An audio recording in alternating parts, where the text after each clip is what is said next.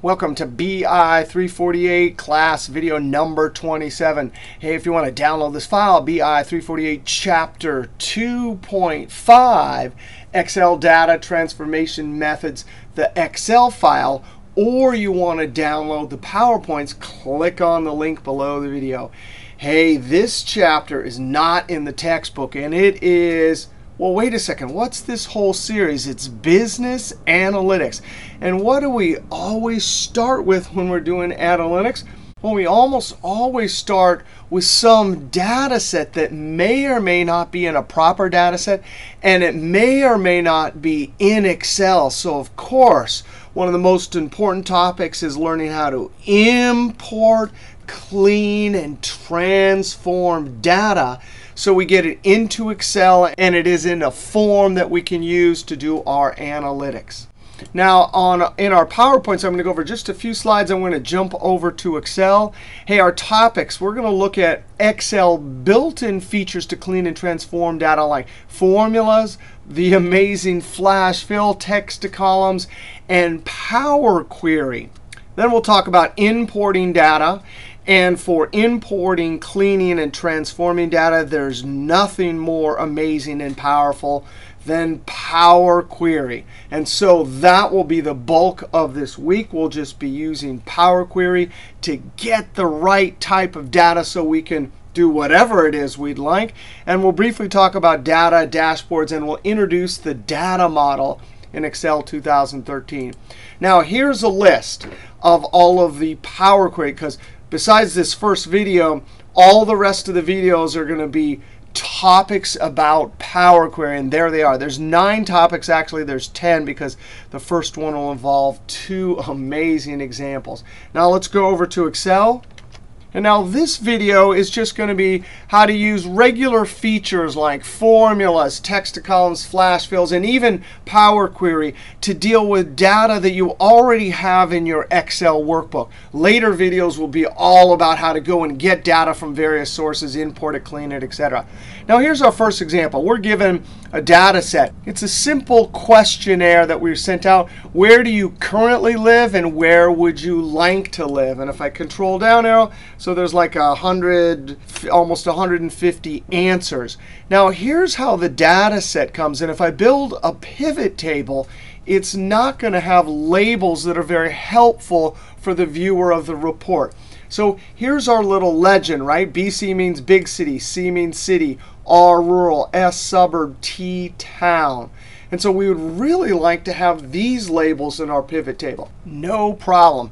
I'm going to add some helper columns, and I did a little formatting there, and simply use, well, hopefully when you see this situation here, here's some stuff. Here's a legend. This is what we really want. You should immediately think this is a lookup situation. So I'm simply going to type equals VL tab. And our lookup value will be the particular letter. And notice that's a relative cell reference. When I copy down, it moves. When I copy it to the side, it moves over there, comma. The table, I'm only going to highlight the first 2 columns.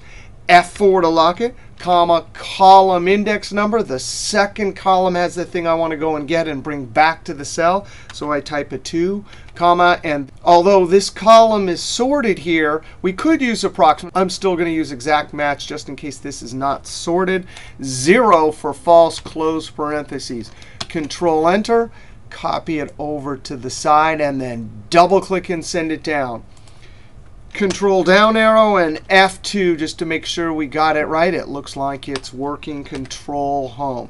Now I'm going to highlight just these 2 columns for my pivot table. Control Shift down arrow, Alt NV, and I want it on a new sheet, so I'm going to hit Enter. Now I'm going to drop where would you like to live down to rows. There's instantly a unique list. I drag it over to values. Now it's counting. I come up to design, report layout, show in tabular to get my field names, over to analyze. And I want to, in the filter group, insert a slicer. And I'm going to say currently live, click OK. And there, actually, let's do a one better, really. We really should have percentages. I'm going to drag like to live down to values, right click, show values as, and this amazing list here, percent of column total. So each one of these is expressed as a percentage of the column total. And there we have it. When I say big city for my filter, it looks like 33% say, hey, I want to stay where I am. 24% say, I want to go to a town. I click on city. 44, wow, and the city, that's a big number. And you can see the percentages for each. Now I'm going to come down here and double click the sheet and call this something like survey report and enter. All right, so we talked about VLOOKUP. Very simple. We used a formula to transform our data into something more useful. Now let's go over to spaces, and here's a common problem. Now I made an exaggerated version here where there's all sorts of extra spaces. And if you didn't know this and you built a pivot table and you dropped that field into the row areas, you would get lots of different GG pretties. Because look, there's, oh my heavens, a bunch of spaces there. There's some spaces from the beginning. So sometimes you have data and you need to remove extra spaces. Now what is the definition of extra spaces? Because look, right here it looks like, wow, I have a few spaces between first and last name. Extra spaces are any spaces except for a single space between words. Now, one way to do this is to simply use the trim function. No, it doesn't give you a haircut. No, it doesn't put you on a diet. It simply removes extra spaces. I'm going to click on the two cells to my left, Control-Enter, double-click and send it down.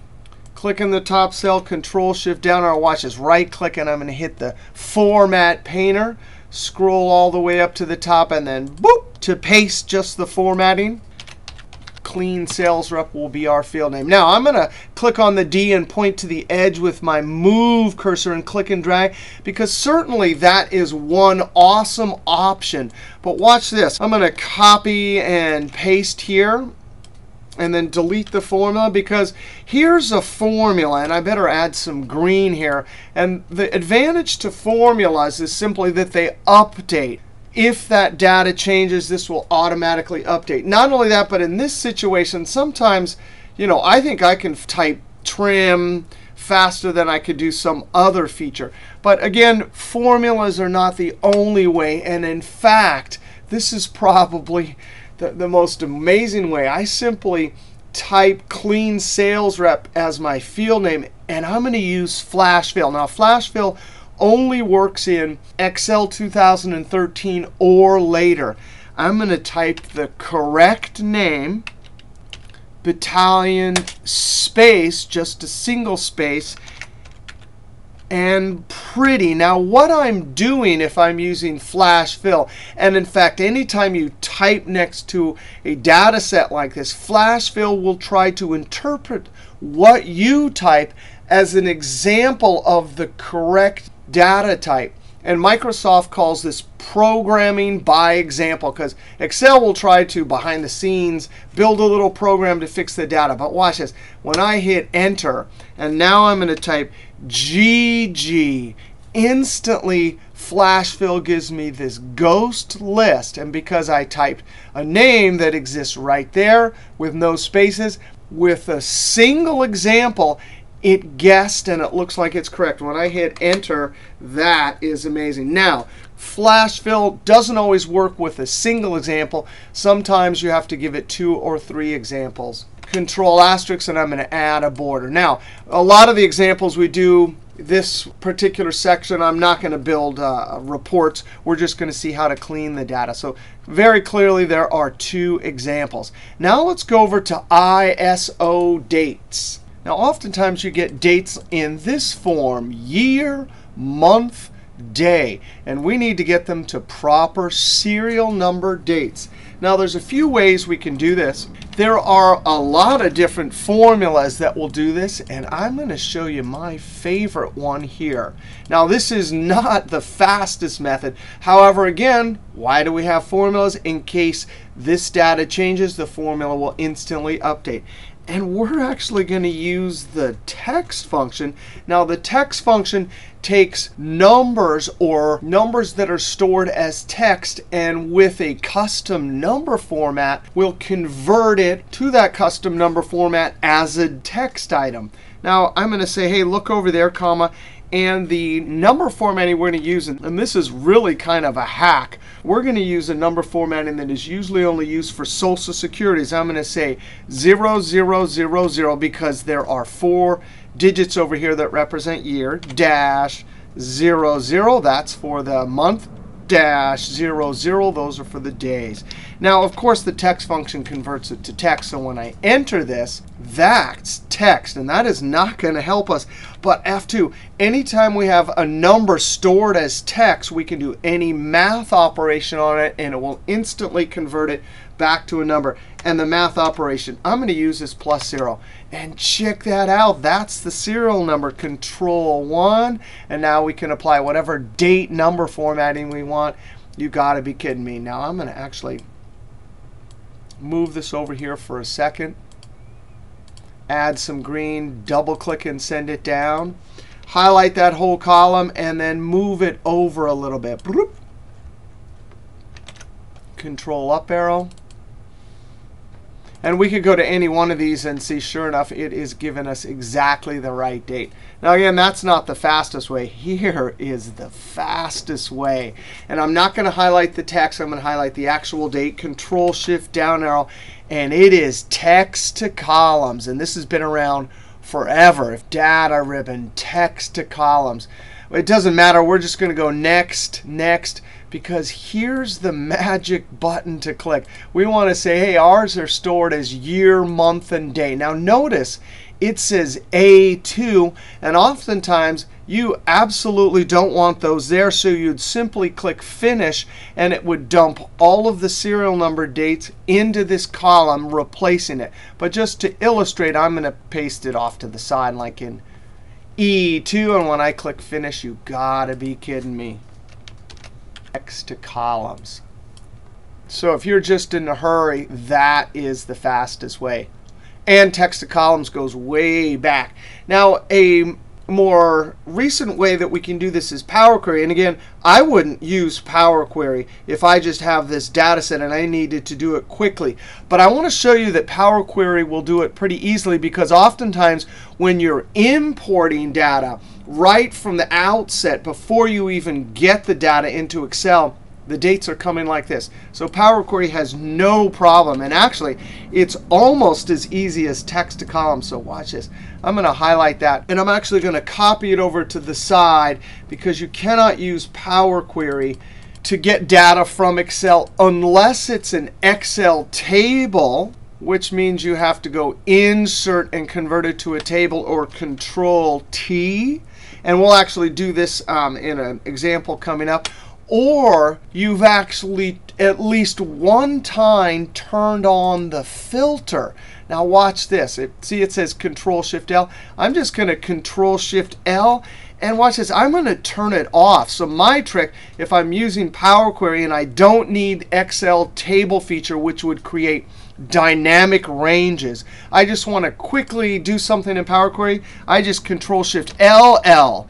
For that flash of a second, that whole data set got turned into filter. So watch this. When we go up to Power Query, we're going to use From Table, because Excel data almost always comes from an Excel table feature, so the ranges are dynamic. But no problem. We use this button, and it will respect that filter.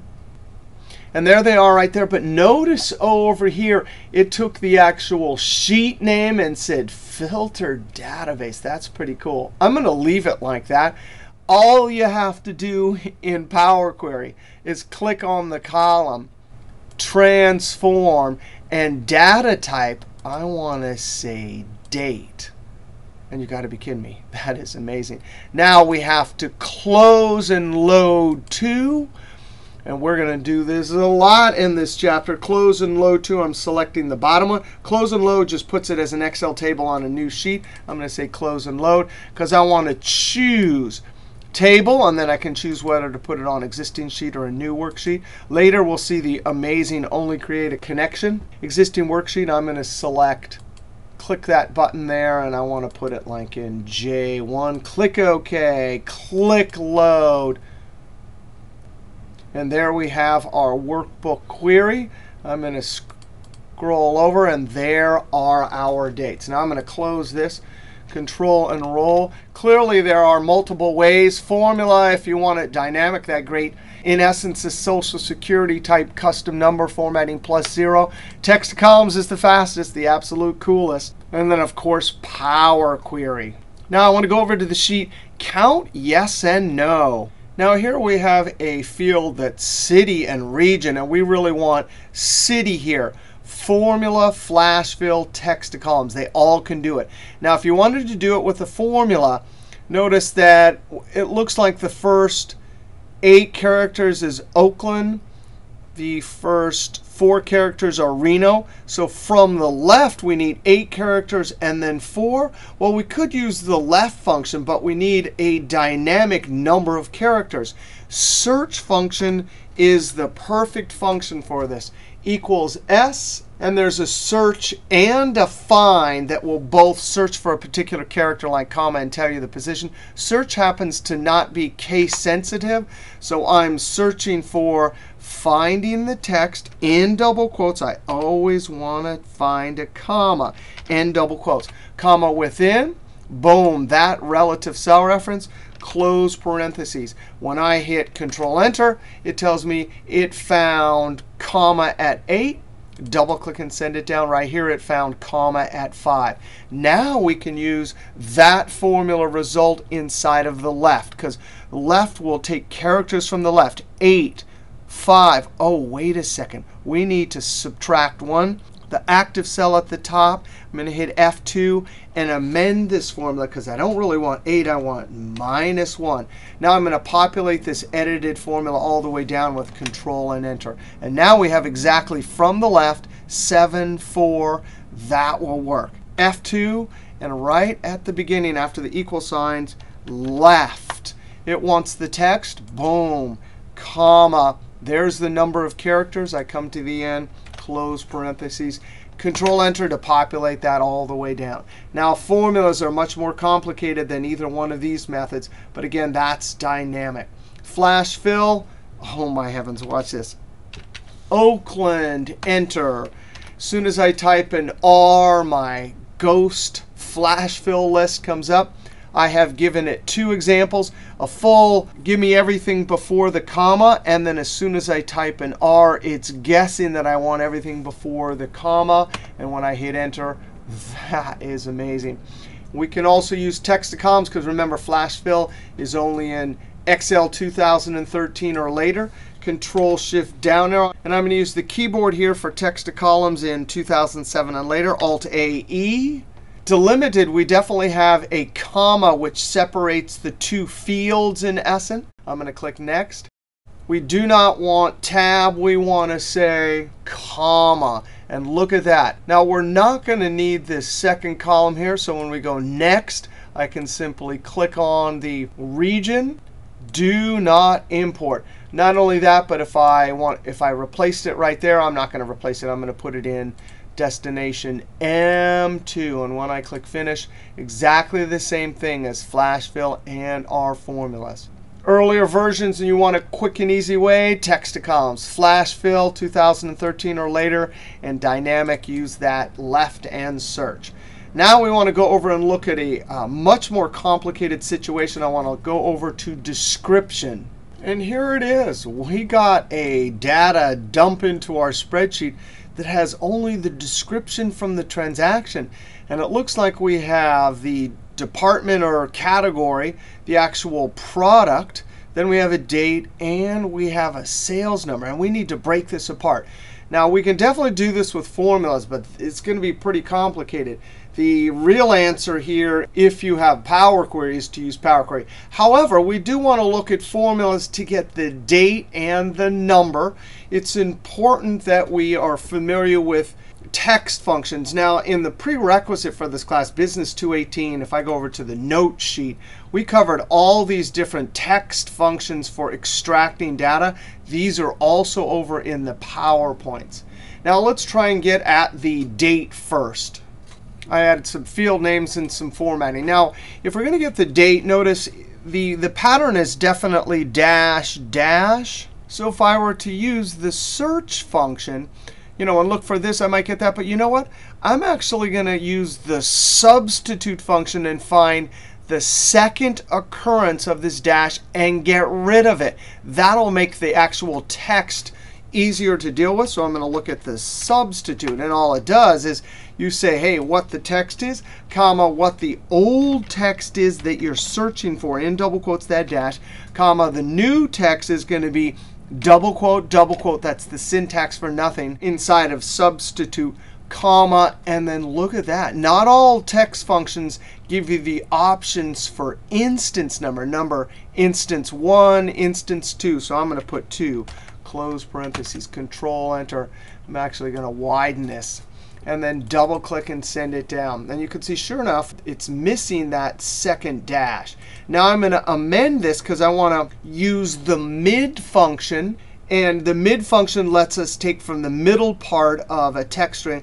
I'm going to use the mid, and then it's going to ask me where is the starting position, and I'll use search to find that. And then guess what? The date is always going to be 10 characters long. So F2, come here, MID function. The text, that substitute is our new text, comma.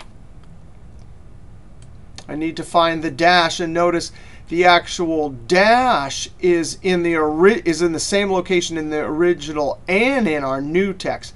So the start number, S tab, and for find text for search, I'm going to put in double quotes a dash, comma, within this text right here.